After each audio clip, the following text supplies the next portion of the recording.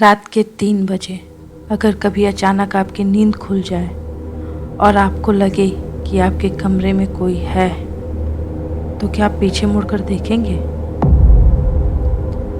5 साल पहले आदित्य ने भी रात के ठीक 3 बजे एक ऐसी आवाज़ सुनी थी, एक ऐसी आवाज़ जिसने उसकी पूरी ज़िंदगी बदल दी। लेकिन सबसे बड़ी गलती उसने तब की जब उसने उस आवाज़ को सुनकर रियर व्यू मिरर में देखने की कोशिश की, क्योंकि कुछ चीज़ें सिर्फ सुनने के लिए होती हैं, देखने के लिए नहीं। कहा जाता है रात का सन्नाटा सिर्फ खाली नहीं होता, कभी कभी उसी खामोशी में कुछ ऐसी आवाज़ें छिपी होती हैं जिनका जवाब देना आसान नहीं होता। आदित्य को भी उस रात सिर्फ अपने घर पहुंचना था। उसे नहीं पता था कि कुछ मिनट बाद वह ऐसी जगह पहुंचने वाला है जहां से लौटना इतना आसान नहीं होगा। रात के 2:35, एक सुनसान जंगल, बंद बाइक और एक ऐसा रास्ता जहां लोग रास्ते में जाना पसंद नहीं करते थे। फिर ठीक 3 बजे उसने वह आवाज़ सुनी, एक ऐसी आवाज़ जो किसी मदद मांगने वाले इंसान से लग रही थी, लेकिन सच कुछ और ही था।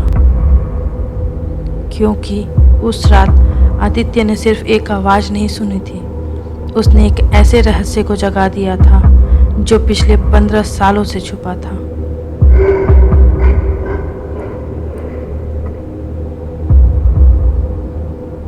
क्या आपके साथ भी कभी ऐसा हुआ है कि रात के ठीक 3 बजे आपकी नींद अचानक खुल जाए और पूरा कमरा शांत हो, लेकिन ऐसा लगे कि अंधेरे में कोई आपको टकटकी लगाए देख रहा है?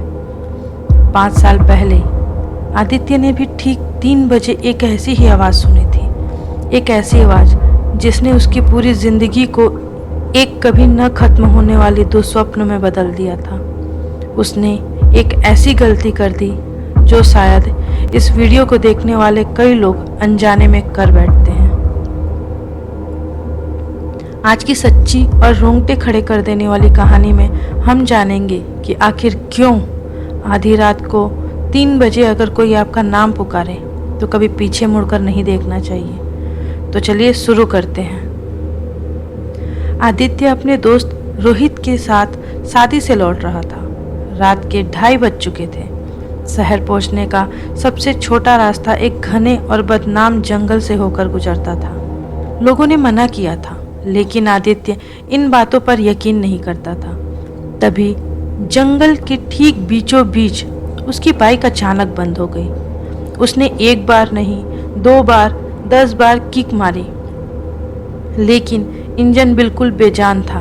मोबाइल में नेटवर्क गायब था और तभी सन्नाटे को चीरती हुई एक आवाज़ आई, किसी औरत के रोने की आवाज़।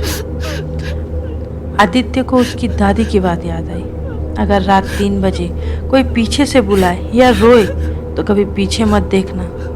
उसने घड़ी देखी, ठीक 3 बजे थे। तभी अंधेरे से एक फुसफुसाहट गूंजी, आदित्य मेरी मदद करो। आदित्य ने पीछे नहीं देखा और बिना चाबी घुमाए बाइक अपने आप स्टार्ट हो गई। उसने पूरी रफ्तार से बाइक भगाई। उसे लगा कि वो बच गया, लेकिन असली डर तो उसकी बाइक के रियर व्यू में उसका इंतज़ार कर रहा था। सफ़ेद साड़ी पहने एक औरत जिसके लंबे बाल चेहरे पर बिखरे थे, हवा में तैरते हुए 80 की स्पीड से दौड़ती बाइक के पीछे आ रही थी। आदित्य ने स्पीड 110 की, लेकिन दूरी उतनी ही रही। अचानक आईने में उसका चेहरा साफ हुआ, बुरी तरह से जला हुआ चेहरा, बिना पुतलियों वाली सफ़ेद आंखें और कानों में गूंजती आवाज़, तुमने पीछे क्यों नहीं देखा? लेकिन अब तुम मुझे देख चुके हो।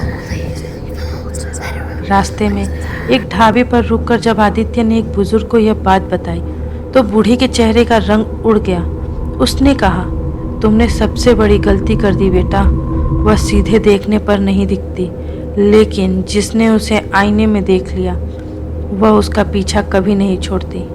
अगले दिन वो बूढ़ा आदित्य को 15 साल पुरानी एक डायरी दिखाता है जो आरव नाम के लड़के की थी। डायरी में लिखा था, पहली रात वह आपके ठीक पीछे खड़ी रहती है, दूसरी रात वह आईने में दिखाई देती है, तीसरी रात वह आपके खुद की आवाज़ में आपको पीछे मुड़ने पर मजबूर करती है, और आखिरी पन्ने पर लिखा था, अगर मैंने पीछे नहीं देखा होता तो शायद मैं आज जिंदा होता। आरव की मौत हो चुकी थी। तीसरी रात कमरे का तापमान अचानक गिर गया। ठीक 3 बजे पूरे घर की बिजली गुल हो गई। तभी आदित्य को अपने ही पीछे से खुद की आवाज़ सुनाई दी, आदित्य पीछे देखो। कमरे के एक आईने पर डाली हुई चादर अपने आप गिर गई। आईने में आदित्य के पीछे सिर्फ वह एक औरत नहीं बल्कि सैकड़ों जली हुई लाशें खड़ी थी। उसकी गर्दन अपने आप बिना उसके नियंत्रण के पीछे घूमने लगी और उसने पीछे देख लिया। कमरा गायब हो गया। वह खौफनाक जंगल में था। वहाँ सैकड़ों काली परछाइयाँ खड़ी थी। आरव लापता, पुलिस वाला, एक स्कूल की बच्ची, सबके सब वह कोई मामूली भूत नहीं, एक श्राप था। जब सब कुछ खत्म होने वाला था, आदित्य को उसकी दादी के शब्द याद आए, डर पर विश्वास मत करना। उसकी जेब में बरसों पुराना एक छोटा सा रुद्राक्ष था।